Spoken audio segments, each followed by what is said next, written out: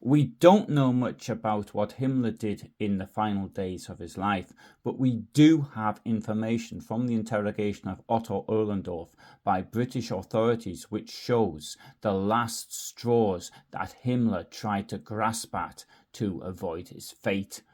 Ohlendorf is best known for his role as the head of Einsatzgruppe D and the mass murder of some 90,000 people from the end of June 1941 until March 1942. Ohlendorf was a lawyer and an economist. Had Hitler not come to power, or for that matter, had he even won the war, then Ohlendorf could have expected an important role in a government ministry.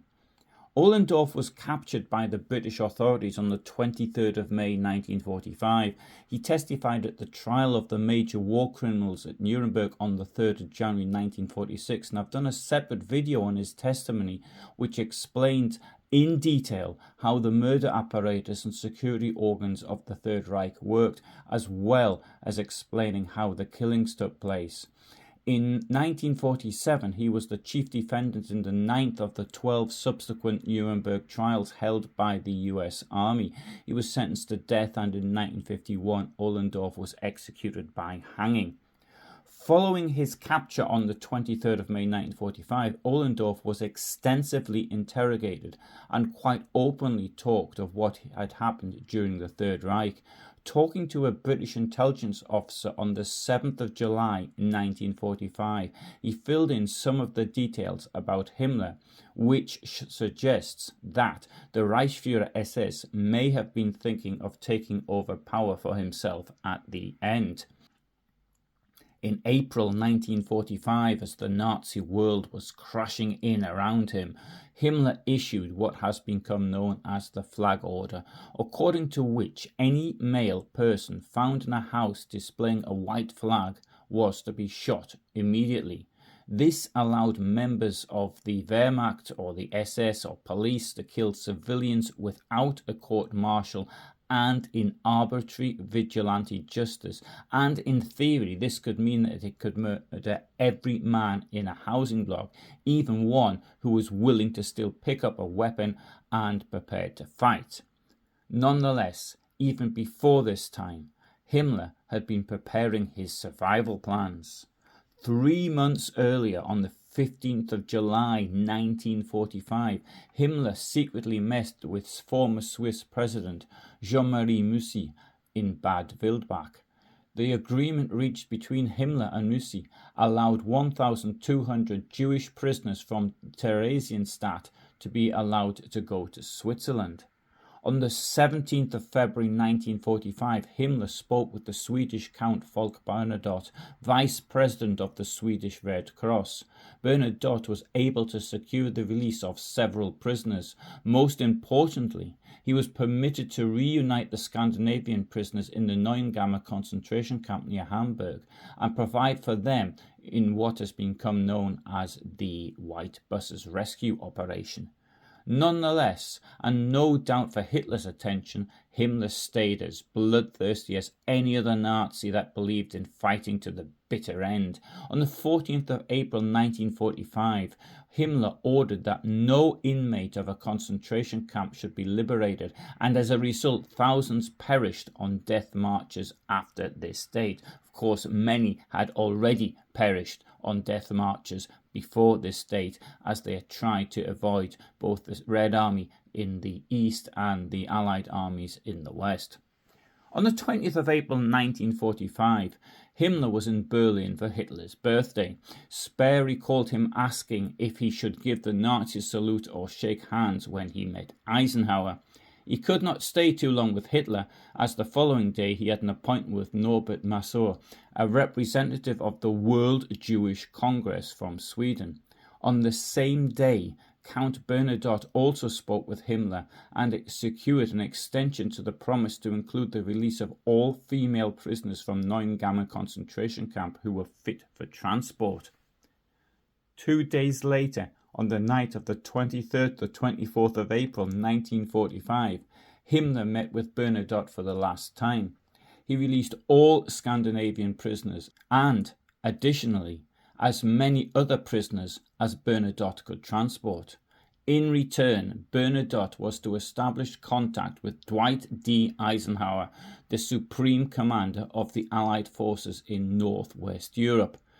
Himmler offered him a unilateral surrender to the Western Allies. In doing so, he acted if he were already the successor to Hitler, who was trapped in Berlin, or so he said. As a pretext, he claimed that Hitler was gravely ill, perhaps already dead, and that his death could be expected within 2 days at the latest. Walter Schellenberg added that Hitler had a cerebral hemorrhage.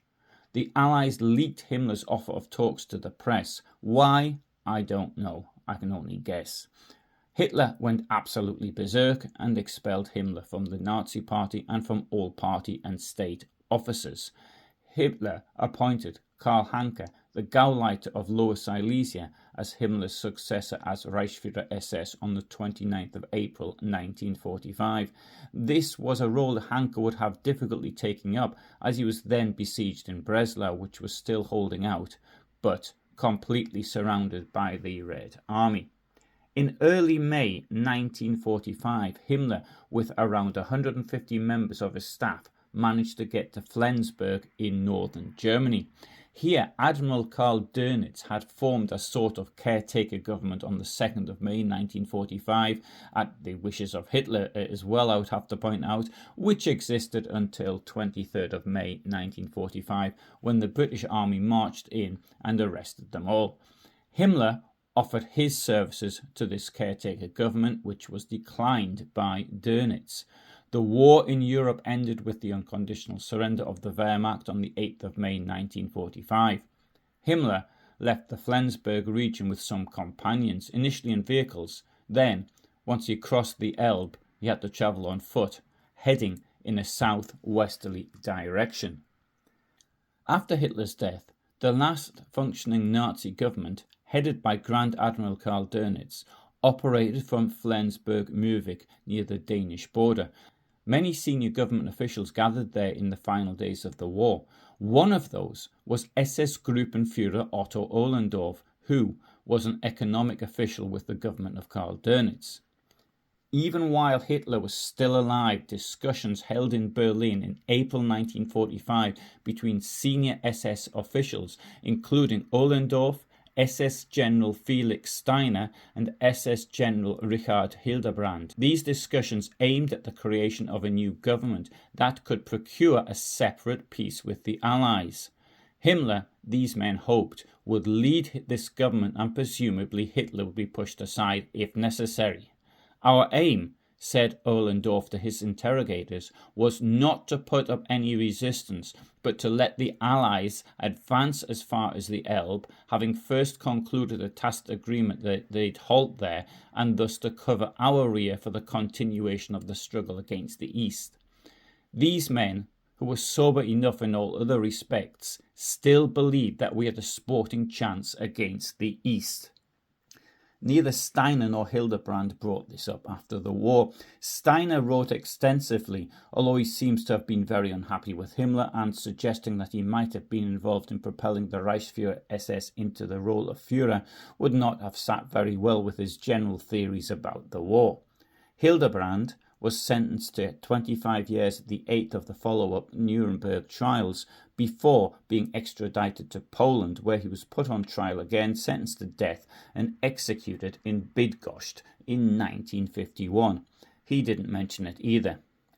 Ohlendorf said that the Gestapo chief Heinrich Himmler was ordered to stay in Berlin as long as the Führer remained there, as he shared responsibility for Hitler's safety. At the time, the fate of Müller was not known, and there was to be a major search for him, and so therefore the testimony of Ohlendorf is very important in this matter. I think that the evidence that he was killed within hours of leaving the bunker is very strong, and I'll have to do a video on it.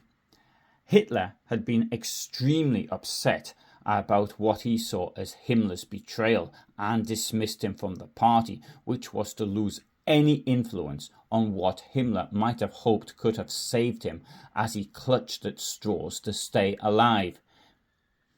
Maybe he imagined that Dönitz might have seen things differently, Ohlendorf said that Himmler was very angry that Dönitz described him as an encumbrance who would do the new government more harm than good. On the 6th of May 1945, Himmler expressed a hope that Field Marshal Ferdinand Schörner, the new commander-in-chief of the army, might protect him, and suggested joining Schörner's army so he could be killed in battle. I would suggest that given Himmler's cowardice in other matters, here he was just play-acting and had no intention whatsoever of going anywhere remotely dangerous. Ohlendorf mentioned a letter dated the 9th of May 1945 which Himmler wrote and sent to British Field Marshal Bernard Montgomery. Montgomery had accepted the surrender of German forces in the northwest on the 4th of May 1945. Ohlendorf did pass a reference to this letter at his trial, but he went into more details when talking to the British 2 years earlier. Ohlendorf said that Himmler had showed him the letter and that he'd altered Himmler's text because it had been unfortunately worded. Himmler then had an adjutant take the letter to Montgomery. Himmler, Ohlendorf said, was anxious about the answer. After leaving Flensburg, he regularly sent a courier to Ohlendorf to see if Montgomery had replied. Ohlendorf said that Himmler, until the very end, believed that an agreement could be struck and that he hoped to be the Allies' man of confidence in Europe. And there I am quoting Ohlendorf directly, whom was, or said he was, quoting Himmler. On the evening of the 21st of May 1945, Himmler and 2 remaining companions were captured by the British while attempting to cross a road near the village of Meinstedt, which is around 30 kilometers or so to the southwest of Hamburg. Himmler presented a provisional discharge certificate from military service issued to Sergeant Heinrich Himmler as identification and initially remained unrecognized. Over the next 2 days, Himmler was transported to Nuremberg via several stops on the way. On the 23rd of May 1945, the British put a stop to the Dönitz government. They moved in on it, arrested everyone including Ohlendorf, who gave himself up without a struggle and without attempting to escape. Meanwhile, later that day, Himmler revealed his true identity. Himmler was then taken to a British intelligence office located in a house at Uelzener Straße 31 in Lüneburg. Before being interrogated, Himmler was to undergo a medical examination. During the examination of his mouth, he bit into a hydrocyanic acid capsule and died shortly afterwards at approximately 23:15. In the early hours of the morning of the 26th of May 1945, Himmler's body was buried by a small group of British soldiers on Lüneburg Heath.